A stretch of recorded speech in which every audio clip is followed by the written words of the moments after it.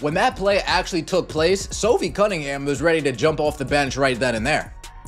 Sophie was ready to jump off the bench right then and there. Look at this. Boom, Marina Mabrey gets it. And then what do you see right here? You see the picture. You see the picture on the left-hand side over there. Yeah, Austin Kelly holding Sophie Cunningham back. Hey, Sophie, we're I know you want to get after it. I know you're about that action, but you got to stay right here on the sideline. Seriously, no one can say Caitlin Clark isn't targeted. Girl just got poked to the eye, thrown to the ground, and was still given a technical foul. Marina Mabrey was not ejected. These officials are absolutely... Think you know what really went down in Indiana that night? Think again. Unseen footage has surfaced, revealing the moment Sophie Cunningham stopped being just a scorer and became Caitlin Clark's personal bodyguard. While the league looked the other way, Sophie stood her ground. This wasn't just another heated game. It was a full-blown battle between loyalty and a system that refuses to protect its biggest star. The greatest thing I saw tonight was Sophie Cunningham. Thank you, Sophie Cunningham was about to give she's about to give her the Stone Cold Stunner, bro. I'm gonna put it right here, bro.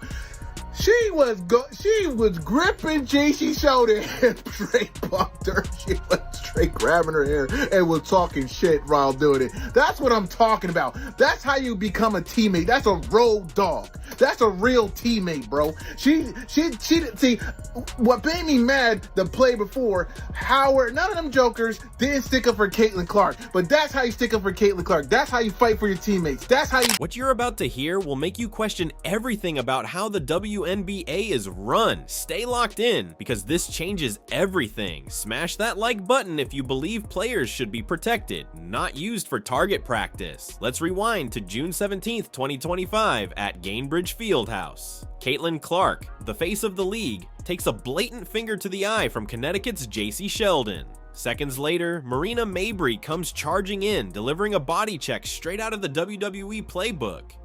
And the officials, they hit Clark with a technical, while Mabrey walks away without a single consequence. The W, especially if Sophie Cunningham is going to continue to fight people for messing with Caitlin Clark, because it feels like Caitlin Clark is going to get treated in a certain way in this league for a long time. She's not a rookie anymore. Okay? She's already proved herself. She's won. And then there were some, ladies last night that were trying to go a little physical. And in last year, I think something we noticed, and I think a lot of people noticed, is when Caitlin would get bullied, nobody would do nothing. That's right. Nobody would do nothing. It was like, hey, they didn't know, like, whoa, I can't believe this is happening. I can't believe people are doing this to Caitlin Clark. Teammates weren't jumping in there. They bring in Sophie Cunningham. I had no idea. Sophie Cunningham was a black belt at the age of 6. Yeah. Yep. Boom! Wow. JC Sheldon, that's cute. You want to poke her in the eye, then push her into a boom Mabrey thing? Go ahead. I'll take a take foul, and you'll eat the deck a little bit here. Let that sink in for a moment. The victim gets penalized, while the aggressor walks free. But what the main broadcast didn't show, that's where things get wild. Sophie Cunningham didn't hesitate. She launched off the bench like a missile, ready to defend Caitlin Clark with everything she had. Fever coaches had to physically hold her back, practically dragging her down. Lip readers caught it clearly. She screamed, "That's my teammate!" Think about that. A player so fired up, so fiercely loyal, her own team had to restrain her. Because Sophie wasn't stepping in to make peace. She was ready to make statements and end nonsense. Trying to hide nothing. She wasn't trying to, disguise it. She was looking at you the entire time you drove. She knew exactly what she was going to do, and she knew exactly what she was going to do when you stood up. See, that's how you handle business. They brought you there, Sophie Cunningham, to be the enforcer for Caitlin Clark, and that's exactly what you're doing. Hey, man, one thing you can say about the WNBA, there ain't no punks. You know what I mean? There ain't no punks. But these refs are horrible. These refs are trash. Like, I just found out that y'all gave Caitlin Clark a tech and you didn't even throw Marina out for that. Let's talk payback. Final minute of the game. Fever and control. JC Sheldon gets a steal and flashes a smug grin like she just won the finals. Big mistake, because Sophie Cunningham wasn't done yet. She tapped into that childhood black belt in Taekwondo. Yes, that's real. Then wrapped Sheldon up like a pro, tossing her to the floor like a sack of bricks. Hair yanked? Check. Trash talk? Oh, definitely. And when Sophie walked off the court, the crowd erupted and giving her a standing ovation so loud it shook the arena. Exactly what the fuck needed to be done last night. And I love that for her. Because what y'all not gonna do, for one, Connecticut had no chance of winning that game, but what y'all not gonna do is decide to play dirty, to play violent, because y'all getting smacked by the Indiana Fever. Y'all had no chance they had no chance of winning that game anyway. So all they resorted to was just playing fucking dirty. And shit, Sophie Cunningham said, well, shit, you know, that's why they brought me over here. So I'm about to do what they brought me over here. And then came the league's jaw-dropping decision. No suspensions. Not for JC Sheldon, not for Marina Mabrey. Instead, it was Sophie Cunningham who got slapped with a fine and labeled as the aggressor. To make it worse, Mabrey's cheap shot silently upgraded to a flagrant 2 after the game. A quiet admission from the refs that they knew they got it wrong. Really, people out here defending Marina Mabrey for Madden hit sticking Caitlin Clark to the floor, saying that she's just protecting her teammate. For one, it involved Caitlin Clark and JC Sheldon. They had their little spiel before that, and then JC Sheldon scratches Clark in the face, then invades her space after that. Clark pushes her away because of that, and then Marina Mabrey comes get involved and Madden hit sticks her to the floor, man. And y'all just like she was protecting her teammate. But then Sophie Cunningham is getting called vile and disgusting for dropping JC Sheldon to the floor and dragging her by the hair. So Sophie Cunningham can't stick up for her teammate, or else it's vile and disgusting. But Marina Mabrey could get involved in something that didn't involve her, and it's just she was protecting her teammate. The Caitlin Clark hate. Coach Stephanie White said it best. Everyone's improving, except the officials. Translation: the game's rigged. And then came the Sophie Cunningham jersey effect, a cultural explosion. Overnight, her jersey disappeared from WNBA shelves. It wasn't just gear flying off the racks. It was a movement. In Indianapolis, fans swarmed team stores. Online listings sold out instantly. Some buyers were even offering 3 times the retail price just to get their hands on a replica. But In case you guys don't know yet, Sophie Cunningham's jersey, oh yeah, Fever fans spend that bread, folks. Sophie Cunningham's jersey, out of stock. Look at that, no size in stock. A small, a medium, a large, an extra large, a double XL. You're gonna have to get one custom made. Sophie Cunningham stands up for Caitlin Clark, and overnight, her jerseys are selling like hot. But beneath the chaos was a truth the league never saw coming. Sophie Cunningham wasn't meant to be the hero, yet fans made her one anyway. That's when the no fear movement exploded. Social media lit up with hashtag protect the shooter memes. Moms were posting photos of their daughters wearing Cunningham jerseys. Military veterans were saluting her fearless attitude. Even the UFC world took notice. Former champ Rose Namajunas tweeted, "Sophie's clinch, textbook takedown defense. Mad respect." MMA analysts broke down her childhood Taekwondo videos frame by frame, like they were studying a fighter, not a hooper. Indiana Fever and the Connecticut Sun with Caitlin Clark, Sophie Cunningham, Mabrey, and Sheldon, all of it. It is so good for the WNBA, dude. Never in a million years would I have thought I would find myself feeling compelled to turn on a WNBA game at the same time as a Stanley Cup game in which one of the teams has the opportunity to win the best trophy in professional sports. Never in a million years would I have thought I would feel compelled to turn on that WNBA game that's going on at the same time and find myself watching it and yelling, "Drag her ass," as Sophie Cunningham is tackling Sheldon to the floor. Love it, dude. It's so good. It's so good. The WNBA has needed, and the Fever more specifically, but just in general, the WNBA has needed a Sophie Cunningham so badly. And for the record, every single team. This wasn't just a merch rush, it was an economic rebellion. Every $125 jersey fans bought wasn't just about fabric, it was a battle cry, a message. If the league won't protect Caitlin, we will. While fans showed up in force, the media, especially ESPN, doubled down on damage control. Instead of defending the league's biggest draw, some analysts launched a subtle smear campaign. They claimed Caitlin invites contact, brushing it off as a Larry Bird-style toughness. Physical play comes with the territory, Monica McNutt said on First Take. She dishes it, so she should take it. Translation, Caitlin Clark deserves the hits she's getting. Shove here and there. You see her throwing a little elbow here and there. You see her talking smack. Caitlin Clark does this. So, on top of the fact that she can play, because the girl's a shooter, and she's an assist maven as well, leading the league in assists and stuff like that. She's special 4th in league MVP honors last year, Rookie of the Year.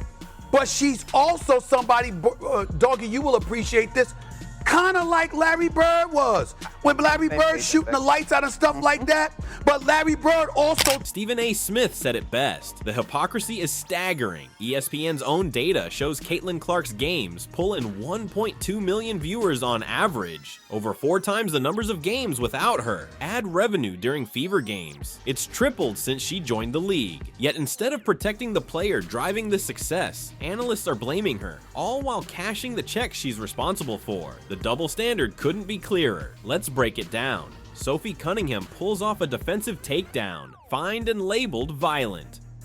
Marina Mabrey shoves Clark from behind, gets a late flagrant 2. Refs ignore multiple eye poke incidents. No punishment. Zero accountability. Coach Stephanie White nailed it. When your MVP needs bodyguards, you failed the sport. Now let's go behind the scenes. Sources inside the Indiana Fever say this chaos wasn't a surprise. It was predicted. Their front office saw it coming and built a plan. After studying 2023 footage, they saw Clark took 58% more contact than any other top rookie. So they made a bold move. Bring in an enforcer. That enforcer? Sophie Cunningham. She was chosen for her relentless defense and emotional intensity. Fever staff accepted the consequences, budgeting $500,000 for expected fines and suspensions. This was chess, not checkers. Dr. Elena Rodriguez, a former NBA team therapist, explained it perfectly. Sophie's not violent. She's territorial. When leadership fails, alphas step in. Her jersey sales, tribalism in cotton form. Fans didn't just buy a jersey, they chose a side, and it exposed a deep generational rift. Older WNBA vets quietly complain. She gets calls we never got, said a 10-year vet. But the data proves otherwise. Clark draws fewer fouls per drive than 79% of starting guards. Meanwhile, TikTok exploded. 2.7 million views on clips of Cunningham wrestling Sheldon. WNBA Mafia trended in 18 countries. Edits flooded in with Selena Gomez's "Can't Keep My Hands to Myself." This isn't just social media buzz, it's a dangerous trend. In the Fever vs Sun rematch, chaos erupted. 22 fouls called in the first quarter. 3 techs over trash talk before tip-off. One coach warned, "We're one cheap shot away from a full-on brawl." So who's winning and losing in all this? Inners. Merch sellers. Cunningham jerseys now resell for over $400. The Connecticut Sun gained 83,000 new haters. Free marketing. Local gyms. Taekwondo signups in Indiana up 200%. Losers. WNBA refs. 91% fan disapproval rating, according to ESPN polls. Marina Mabrey. Brand deals paused after the backlash. Old guard media. Gen Z calls their takes cringe. And now, the league's scrambling. Insiders whisper about a Clark Protection Task Force.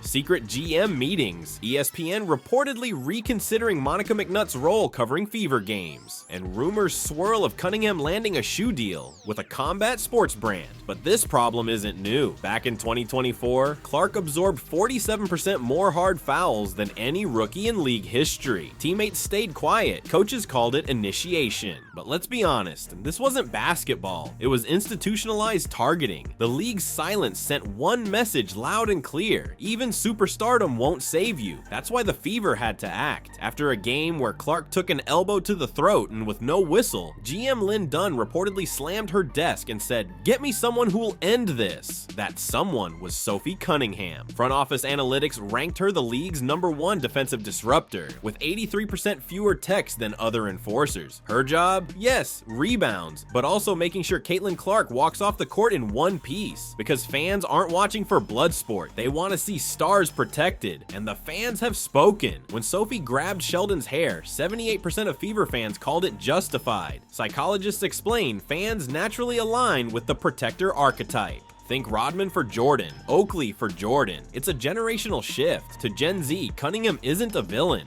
She's enforcing boundaries. She's standing up to workplace harassment. Now the officiating crisis deepens. Data shows 29 missed calls on Clark this season alone. Injury reports confirm sprained wrist, 3 games missed. Throat elbow, no call. Viral brawl, son fined $25,000 only after public pressure. Meanwhile, the league's trying to juggle contradictions, selling $199 Clark jerseys while letting her get cheap-shotted, airing respect the game PSAs while their star gets body checked, enjoying a $200 million sponsorship spike while ignoring the very player responsible. Let's be clear, Caitlin Clark isn't just a rookie. She's the foundation of the WNBA's future, and the league can either protect her or watch everything she built start to crumble. Despite the undeniable boost Caitlin Clark has brought to the WNBA, some veteran players still act like her success is unearned, conveniently ignoring the fact that 92% of the league's growth is tied directly to her arrival, according to Forbes. Behind the curtain, a new trend is taking over: the enforcer economy. Indiana's acquisition of Sophie Cunningham didn't just shift momentum, it lit a fire across the league. Now teams like the Phoenix Mercury are reportedly seeking physical wings,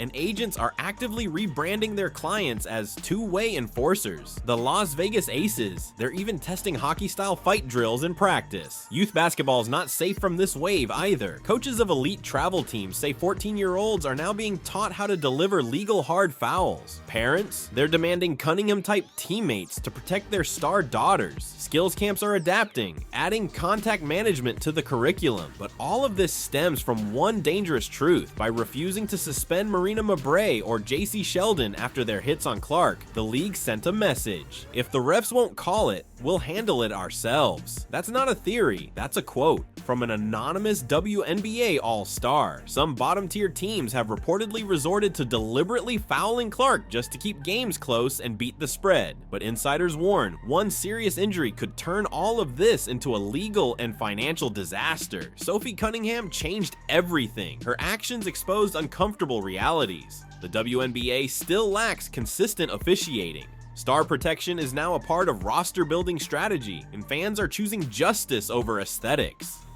The league appears more concerned with going viral than keeping players safe, and this hasn't gone unnoticed globally. In Australia, media headlines read, "Clark needs a bodyguard." European press dubbed the situation the gladiator effect. Even Spanish commentators called the violence Elefora, a reference to ancient blood sport. Meanwhile, in the NBA, LeBron James responded to the viral eye poke footage with a single zipped mouth emoji. Sometimes silence says it all. So what's next? 3 potential outcomes. 1. The NHL path. Fully embrace enforcers. Let fights happen. Fans stay loyal. 2. The NFL route. Start suspending players with strict targeting rules. Risk losing the league's physical identity. 3. The current path. Let more players like Cunningham rise, but with that comes inevitable bench-clearing chaos. Here's the ultimate irony. The same league that hyped Clark as its savior couldn't even keep her safe, and the player they fined, Sophie Cunningham, became their most in-demand asset. Her jersey sales? They likely funded more of Clark's protection than the league ever did. Sophie's appeal isn't about being a bully, it's about being real. She's the Sabrina Carpenter to Caitlin's Taylor Swift. As she once joked herself, the opener who'll do whatever's needed, whether that's draining threes or dragging someone off Clark. On the court, she's ferocious. Off the court, glamorous. A former high school football kicker, Sophie once wore a homecoming sash over her shoulder pads. Proof you can be both fierce and feminine. Her mindset is forged in discipline. She's been training in Taekwondo since age 3. At 6, she earned her black belt. Fans who watched her body JC Sheldon that night said it wasn't rage. It was precision. Calm, intentional. That's why her jersey blew up in sales, because people weren't just buying her name, they were buying a philosophy. Her jersey became the symbol of a rebellion against league failure. Sophie's rise has highlighted everything the WNBA ignored. The league let Caitlin Clark, the driver of double ticket sales and 55% higher ratings, get battered game after game. Not a single task force was formed after Clark suffered a sprained wrist from repeated hard fouls. It wasn't until Cunningham acted that the league finally felt the pressure to change. Veteran players may grumble. They call Clark overhyped, pretend she hasn't earned it, but they conveniently forget she's the reason their paychecks are bigger. Cunningham, a 6-year vet, put it best: "Clark changed our our game. Why wouldn't I support that? And that's the truth. In a league that failed to protect its most valuable star, Sophie Cunningham didn't just step up, she became the shield. And fans, they noticed. The message couldn't be clearer. If Caitlin Clark was going to be protected, it wasn't coming from the top. It had to come from within. And that's exactly what Sophie Cunningham delivered. But what happened next went far beyond basketball. Sophie's influence has sparked a cultural shift. Taekwondo schools across the country report a 200% surge in youth enrollment. But parents aren't enrolling their kids to learn how to fight. They're asking for boundary-setting training. The goal? Teaching their daughters how to stand their ground, just like Sophie. Her impact has even reshaped fashion. Pre-game, Cunningham shows up in sharp designer blazers layered over fever gear, and the look is catching on. Young fans now recreate her style, tagging her in videos that blend grace with grit. Glam on the outside, guard on the inside. That's the energy she's giving, and fans love it. Meanwhile, brands are racing to keep up. Adidas and Quest Nutrition both doubled their endorsement offers following Sophie's viral breakout. A fee that once sat around $10,000 is now approaching $50,000. The reason? Audiences are rewarding authenticity, not aggression. Even her critics are starting to admit it. Sophie Cunningham didn't just show up, she made loyalty cool again. As one sports podcaster said bluntly, she made protecting your people the most marketable thing in sports. Now, the league is being forced to reckon with what she exposed. Teams across the WNBA are scrambling to find their own Sophie. The Phoenix Mercury are hunting for tougher wings. The Las Vegas Aces, they've reportedly begun experimenting with NHL-style brawling drills in practice. It's no longer just about talent, it's about protection. Coaches are demanding immediate reform. Some are calling for automatic ejections on intentional contact to the face. Others want independent officiating panels to eliminate bias. Because let's be honest, referees have failed to protect Caitlin Clark, and fans know it. And this new generation of fans, they trust Sophie. Her TikTok now boasts over 1 million followers, not for flashy highlight reels, but for her raw, unfiltered posts. Gen Z doesn't want perfection, they want real, and Sophie gives them that. One viral tweet captured her legacy best. Sophie didn't choose violence. The WNBA chose neglect, and she chose her teammate. That's why this moment matters. Sophie Cunningham exposed a painful truth about sports. When institutions fall short, it's people who step up. Her journey from a Taekwondo gym in Missouri to leading jersey sales across the country isn't just a sports story, it's a cultural turning point. Girls don't want to be Sophie because she took down a rival. They want to be her because she stood up fearlessly, unapologetically for what mattered. She didn't wait for permission, she claimed space. And in doing so, she redefined what leadership looks like. As she lip-synced to Selena Gomez's "Can't Keep My Hands to Myself" on TikTok just hours after the Clark incident, she wasn't just making a joke, she was sending a message to millions. We'll defend each other if nobody else will. And that video, it exploded. Over 1 million views in a matter of hours. That wasn't just a trend, it was a cultural eruption. In that moment, Sophie stopped being a role player. She became a symbol of everything the WNBA failed to protect and everything fans refused to ignore. Let history show, Sophie Cunningham was never just a basketball player. She was the enforcer who made women's sports safer, louder, and impossible to look away from. And it all started because one league let its golden goose become a target, and one teammate decided she wouldn't let it happen again. Before Sophie Cunningham stepped in, the message was clear: take the abuse or get penalized for reacting. When JC Sheldon poked Caitlin Clark in the eye and Marina Mabrey shoved her to the floor, the officials somehow gave Clark a technical foul. Mabrey, her hit was only upgraded to a flagrant 2 after the game, when it was too late to matter. That wasn't just a missed call, it was institutional gaslighting. Then came Sophie Cunningham's response, a physical takedown of Sheldon in the final moments. The price, an immediate ejection and a hefty fine. But here's the kicker: Mabrey, who initiated the chaos unprovoked, got hit with the exact same punishment. No accountability, no justice. Fans exploded online. Sophie did what the WNBA refused to do. She defended Clark, and now she's being punished for it. The message is loud and clear: if you stand up to the narrative, you become the problem. And yet, something incredible happened. Sophie's defiant TikTok video, posted after the chaos, went viral. Italian fans crowned her World Teammate of the Century. South Africans who had never followed basketball before suddenly declared her their hero. Taekwondo schools reported a flood of girls asking to train like Sophie. Her jersey didn't just sell out, it became a symbol of resistance. This wasn't fandom, this was a movement, and it exposed the WNBA's biggest flaws. First, officiating. Unlike the NBA's full-time salaried refs, WNBA officials are part-timers who rotate between NCAA and pro gigs. That inconsistency leads to dangerous blind spots, especially for high-profile players like Clark. Post-game flagrant upgrades don't undo the damage. As Fever head coach Stephanie White said, when you let it happen all season, this is the result. Second, the Caitlin Clark paradox. Clark has added $200 million in revenue and turned empty arenas into sold-out events. Yet many veteran players still dismiss her, acting like her fame is unearned, while cashing the checks she helped fund. Cunningham, a 6-year veteran herself, shut that down. She's changed the game. Why wouldn't I support that? Then there's ESPN's role. While profiting from record-breaking Clark viewership, their analysts blamed her for the aggression, calling her style too Larry Bird, too trash talk heavy, as if that somehow justifies the assaults. It's the same tired playbook. Protect the establishment, sacrifice the rising star. But Sophie's legacy won't be just about this fight. She's ignited a new era, the enforcer economy. Teams are now racing to find their own version of Sophie. The Phoenix Mercury want physical wings. The Las Vegas Aces are literally testing hockey-style brawls in practice. Meanwhile, brands like Adidas and combat sports companies are lining up for Sophie's authenticity. Not because she's violent, but because she's real. She's also rewriting the cultural script. Her tunnel walk fits, sharp blazers over Fever gear, have redefined toughness. Her background in Taekwondo shows that strength doesn't have to come at the cost of grace. She's glam and grit, and Gen Z, they're obsessed. Glam on, guard on, that's the new mantra.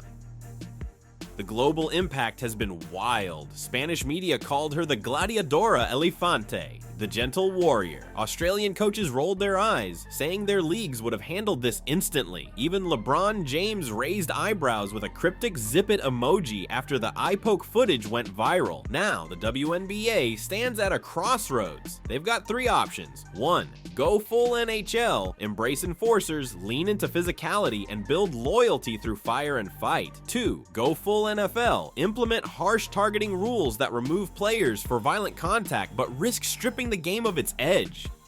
3. Do nothing. Let more Cunninghams rise and prepare for the inevitable bench-clearing brawls. Fans have already spoken. Petitions to ban Sophie Cunningham went nowhere. People don't want scapegoats. They want real reform. So what do you think? Should enforcers like Sophie be celebrated for doing what the league won't? Drop your thoughts below and don't forget to subscribe for the truth they won't show you on mainstream sports networks.